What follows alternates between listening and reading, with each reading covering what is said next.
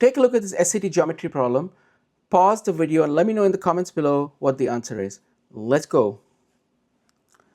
So what we have here is there is in the xy plane above the circle has a center HK, so that's the center of the circle, and radius is 10. So let's go ahead and draw from these points a triangle that connects these points, and this is given to be 10. So let's go ahead and put the given value. The 10 is the radius, and then we need to find what the value of k is.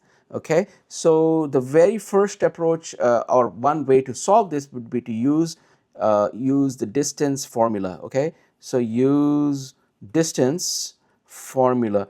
That can get a little complicated based on the variables h and k. So you're going to set those with respect to these points and find the distance, and we have the distance is the same, of course, is the radius.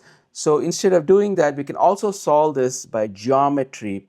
And then, so what we are going to do here is we are going to drop an altitude this way, and when we drop an altitude, what happens is that is 90 degrees. So now we can see we can use the Pythagoras theorem, and also one other detail is we can see the distance between the 4, 0 and the 20, 0 is simply the distance. This distance is going to be 20 minus 4 is 16. So when you drop an altitude, that half distance is going to be 8. All right. Okay.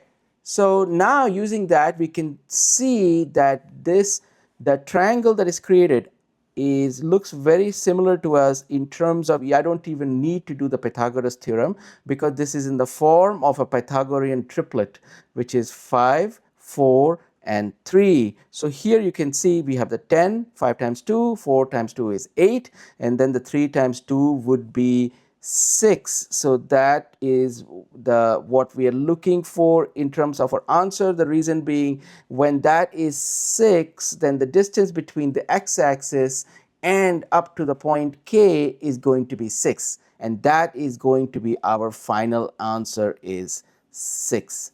Okay, hope you enjoyed this video. I'll talk to you in the next video. Have a nice day. Bye.